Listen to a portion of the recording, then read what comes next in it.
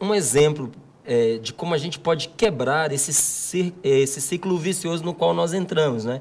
Porque a partir do momento em que você passa a ser propriedade daquilo que você tem, né? Que você passa a ser escravo das suas posses, a sua liberdade ela começa também a ficar meio que cerceada, né? Você fica Claro. limitado na sua liberdade. Por onde sair? Dá uma dica aí pra gente disso. A gente tem algumas delas, mas a primeira delas é pensar se eu preciso ter uma vida que não seja simples. Por exemplo, uma vida simples não é uma vida de carência.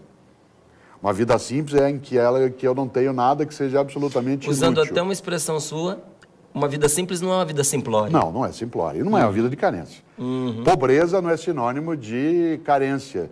Carência de saúde, carência de alimento. Ao contrário. O que é uma vida simples? Uma vida simples é aquela em que a gente tem suficiência, né, de recurso para existir, prover futuro e repartir.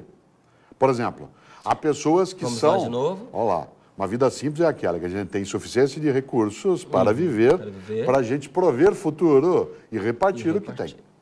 Né? O grande milagre, né, na multiplicação de pães e peixes feitos por Jesus, obviamente não foi uma coisa taumatúrgica em que de 2 peixes e alguns pães ele fez. Ao contrário, o grande milagre foi a repartição. Quando ele disse aos discípulos, vão lá e vê o que tem, e eles pegaram um pouquinho de cada um, e ao pegar um pouquinho de cada um, sobrou. Olha só, a lógica não era pegar, porque se ele fosse só dividir os peixes, ia dar uma escama para cada um. Né? Mas ele não dividiu, ele repartiu. Há uma diferença entre repartir e dividir. Quando você reparte, todos têm. Quando você divide, né, diminui. Nós temos uma sociedade que está dividida, não está repartida. Por isso, primeira dica, é preciso pensar, de onde vem minha riqueza? Daquilo que eu tenho ou daquilo que me tem?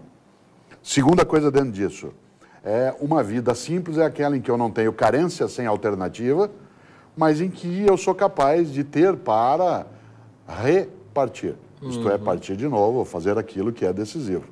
Por exemplo, há pessoas que confundem fartura com desperdício. Exemplo, uma mesa de Natal farta não é aquela que tem muita comida, é aquela que tem com quem você fruir. Há pessoas que têm muita coisa sobre a mesa e nenhuma fartura, porque não tem com quem fazer aquilo. Você e eu já passamos por uma experiência ótima na vida, em que a gente combinava um almoço de domingo na família, cada um levava um pouquinho e sobrava para todo mundo levar para casa alguma coisa na hora de ir embora. Né? Esta é a ideia de fartura.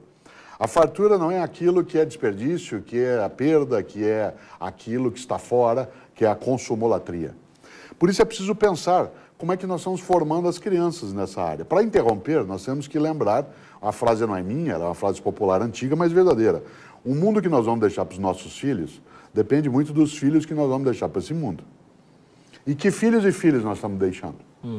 Isto é, estou eu formando uma criança, um jovem, que seja capaz de poder sim usar um bem material sem ter naquilo uma fixação, uma obsessão? Ou estou formando crianças e jovens para os quais sair de casa é sinônimo só de comprar. Você não sai para ver lua junto, não sai para caminhar de mão dada, não sai para ver formiga no jardim. Sair é sinônimo de compra. E desse ponto de vista, a gente começa a moldar personalidades que têm um tipo de desvios. E esse desvio, entre outras coisas, ele acaba, sem dúvida, amargurando essa condição.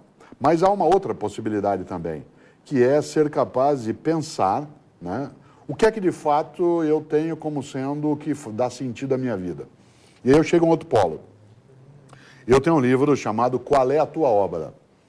Esse livro, Qual é a Tua Obra, ele faz uma distinção entre aquilo que na vida é fundamental daquilo que é essencial. Por exemplo, o que é essencial na vida? É tudo aquilo que não pode não ser. Amizade, amorosidade, religiosidade, sexualidade, afetividade, solidariedade, fraternidade. Isso é essencial. O que é fundamental? É o que nos faz chegar ao essencial. Por exemplo, dinheiro não é essencial. Dinheiro é fundamental. Sem ele, eu não tenho, né, capacidade de vida mais resolvida. Mas ele em si não é essencial. Tanto que dinheiro não compra amizade, compra interesse.